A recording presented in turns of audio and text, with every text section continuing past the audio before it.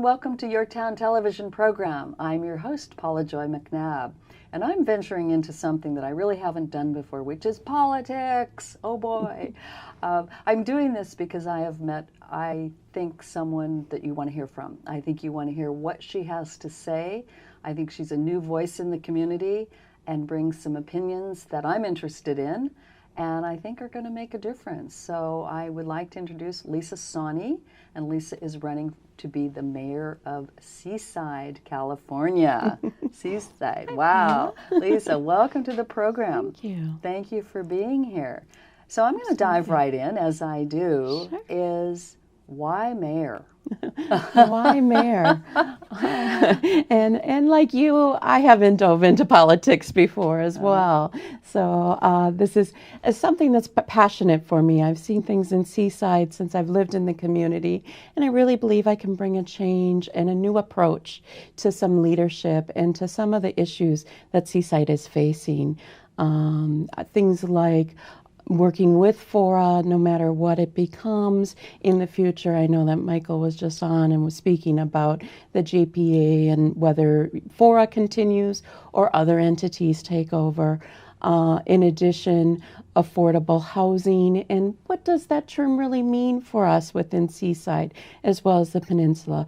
How do we determine that, and how do we have a discussion around that, as well as life cycle housing? I really see a need for being able to, have some housing options and opportunities for our students on campus as well as our seniors. So kind you're of that using life a term cycle. which is an interesting term.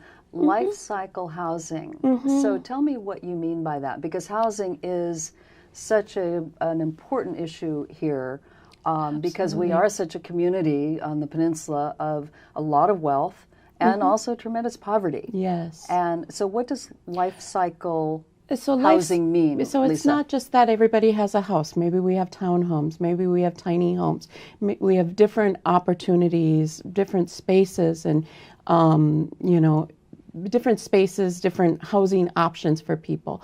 What I'm seeing in Seaside is a lot of people our seniors in particular are in retirement and maybe don't need such a big home, don't need the lawn to care for anymore, and they really don't have a place to continue to still live in the community where they might be able to sell their home and open that opportunity up for a family to come in and move if they could have another, a senior housing or over 55 housing, some of those things. Maybe they don't want to take care of a lawn anymore. Right. So that's what they they're tired of pushing that lawnmower around? Absolutely. Let's give them something better to do with their golden years, right? Exactly. Exactly. Yeah. So that's the idea of life cycle housing, that people can stay in the community throughout their life. They can start in the community with their family, maybe, and they can go to school at CSUMB or MPC or other educational areas, and then they can continue to raise their family as well as retire in the community. Right. And I see needs for that within Seaside. Absolutely. And I think we all do. So to my question about why mayor. So, I have a huge respect for you because I'll tell you what, I've never woken up and thought I want to be mayor. So what got you to I want to be mayor? Tell us about your background, your journey to this place, which I think is very admirable, by the way. I'm very passionate about Seaside, and I just think it has great opportunity for success in the future. And my husband and I chose to live in the community. We were all around the peninsula, really love the beauty of Seaside, love that it's sunny, love the university perspective and campus part of the community. And since living in the community, I've seen things and witnessed things that have really concerned me. I've not been appointed to commissions. Some of my concerns haven't been addressed in the community. And as I've run for mayor, just even in the last few weeks, I've heard from many people that have said, I've had this concern for a long time. So one of the things for me is just a new approach to leadership. I have a background in leadership and organizational change management, so I've worked professionally with a lot of organizations and kind of held a light or a steadiness will change and development of things is happening. And I believe that's something that I could bring to Seaside. I also want more collaboration, more discussion. I think we've got really interested people that are concerned about the community, and I want their voices to be heard. I want to also listen to the community as a whole. So those are some of my passions. Well, I think that's really compelling, and I like the fact that you have a background in some experience in having done those kinds of things. So it's not just an idea. Absolutely. And you're taking your skill set, Lisa, and you're moving it forward into a new arena, but you are taking a very strong foundational skill set is what I hear you saying. Yes. Yeah. Yeah. One of the things that I am really enjoying about Seaside is seeing that whole strip, the old Broadway, above Obama Way, which is being developed into this beautiful area. What do you see for that? And and I mean, we've got our farmers market on the weekends. I know, I've been. It's great. It's great. We're having events take place there. At Halloween, they're doing a Goblin March and hoping to have the university kids come down. So definitely trying to make Lower Broadway a hub for our community and providing activities. So it's a place that anyone can come and visit and have things going on. I see more more multi-story. They're talking about mixed use where essentially the lower level is a business or a service, and then maybe you have second and third floor housing to some extent. So that is the approach that's being used on there, and I think it really makes sense for that area. It's also so that it would be a walkable community or biking, that you maybe don't need a car, and especially if you're a student, that means you can get on the bus and get between, campus and the downtown area. Right. So there's definitely a great focus on that, and some exciting, fun things to do. Absolutely, and it's just becoming such a more beautiful and compelling place to be. Yes. It feels safe now. It feels good. It feels like an inviting place. I love going out to the farmers market because the whole vibe has changed. Absolutely. And a lot of that is the aesthetic change and the physical change that are actually happening. Talk to us about water. Water is the blue gold, as it's referred to some extent, and it certainly is an issue for Seaside in however we approach the Fora land. We need to find a way. I see it as a partnership with either other communities or our county as well, and that's one of the things as mayor of Seaside, I really want to try and drive more partnerships and be more collaborative in some of our larger issues facing our community. Right now, Public Water Now is an initiative to have a study done about what are the best approaches to investing in long-term water, knowing that that's likely going to be a shortage for not only our community, but also the other communities around the peninsula. Of course, there's only so much water around. Absolutely. And it doesn't, one of the things that I deal with, and I find it so interesting, is in people in the real estate world and real estate market, they think, I can just buy water. And I said, well, I hate to disabuse you of that theory, but there is only so much water. Absolutely. You can have the bank account to the moon, and it's not going to buy you one more drop of water if that water doesn't exist. And so it's a very precious commodity here, and a lifeline, literally life-giving for our community. Absolutely. And I think that what you're addressing here is really, really an important issue. What about your safety concerns? As you were mentioning Broadway being safe earlier, it's definitely a concern for many Seasiders, and it's a platform of my my campaign, because I believe if you don't have a safe community, you really can't build on the other items. It kind of goes back even to Maslow's psychology.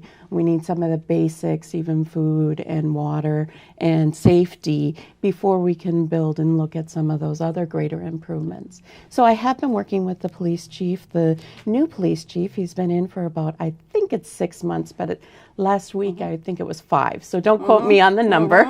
But he's relatively new, Chief Pridgeon, and he's definitely bringing some new approaches, wants to do more with community policing and more collaboration overall. And that's kind of the approach that I'm seeing, as well as sometimes we do need to enforce things.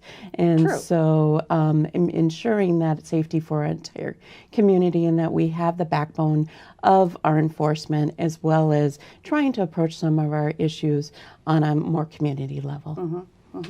And so in terms of safety, and I know because I've grown up in this community here, and Seaside, quite frankly, used to be a pretty scary place. And when I am talking to people who want to come into the community, I'm very mindful about areas, you know, being very candid here, Lisa, that I say I would not feel comfortable, you know, selling you a home in this area because I'm concerned about you and your family and your safety. And, you know, I'm looking forward to the day when I don't have to have those conversations anymore.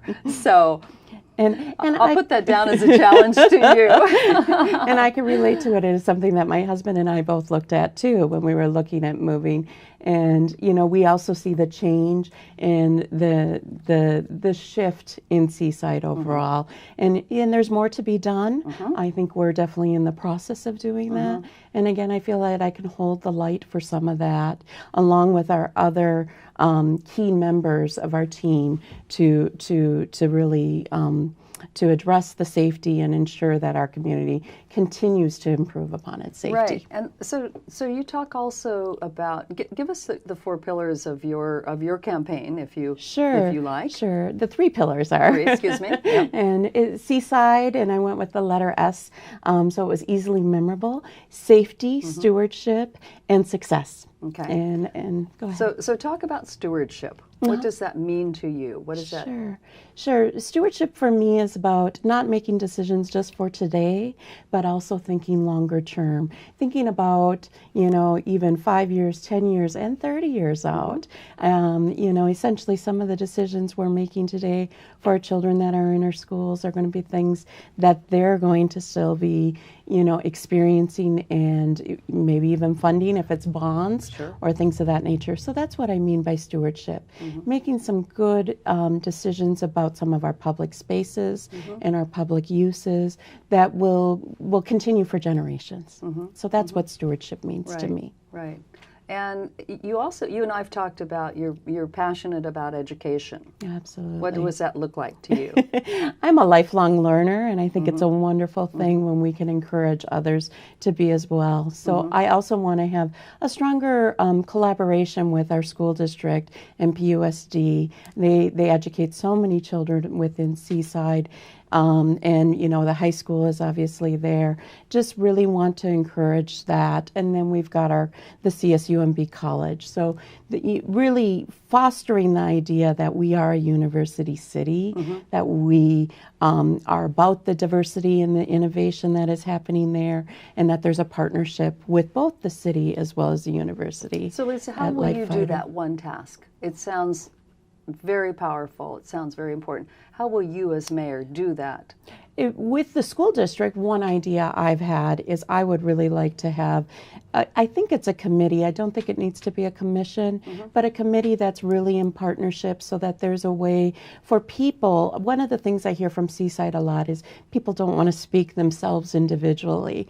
There's been retaliation in the past. It's been difficult for people to speak in a forum, things of that nature. So sometimes if there's you know, something in between where people can speak to other people, that their ideas can be percolated into the community and can be addressed. So that would be something that I would work towards. And I would work with the board members on MPUSD. I've already reached out to them, had some lovely coffees and, you know, things of that nature. Would really like to bridge that more. So that there's a more of a working collaboration. Well, and you know, it's a very powerful asset is to have a university in our community. Absolutely. And that is a little golden nugget, in my opinion, just because of valuing, like you do, valuing education and using that as a real pivotal point to say, look, this is the success we already have. and we're building on this. This. So talk about success. What does success for Seaside, say that fast, success for Seaside look like to you, Lisa? More collaboration in the community, a more open community that's listening to the people, that's listening to some of the concerns, and coming up with solutions that maybe we haven't thought of yet to some extent. Success is, and I don't have, I have a vision for Seaside in the future. It's definitely being a college city and having families be welcome and come down and be both up on Light Fighter by the university as well as down at Broadway and being welcomed everywhere, as well as people from the peninsula coming to events and activities. But I see success in Seaside. I see holding the space for that to be to be created, to be collaborated to some extent. I have great ideas, but there's so many others that do too, and I'd really like to work together so that we can build it together. Right. Well, I'm hearing you say that you have a very collaborative approach to the way you do things and the way you want to run things. So tell our viewing audience how they can reach you if they have questions or comments or want to contribute or help you. How can they reach you? My website is Lisa for Seaside, and you can do either the FOR or the number 4. Both of them reach me. Oh, that's good. LisaForSeaside.com. My phone number and email and everything is there. My email is Lisa@LisaForSeaside, and phone number 831-241-6713. Great. I always want to get that in so that we make sure that our viewing audience can really have access to you and so forth. Absolutely. So if you had one issue that is your burning issue, I know there are several, what would that issue be? I think my issue for Seaside is more collaboration and a more transparent and open government. I've seen, I want to listen and I want to respond to some of the concerns within the community. And that's my passion. And that's why I'm running for mayor this year. Right. And also, too, because we have just a minute left, Sure. I think that there's a very a powerful statement in just you standing up and saying, I've not done this before, I'm willing to put myself out there. So what would you say quickly to the voters of the community? I'm grateful for you listening to this program today.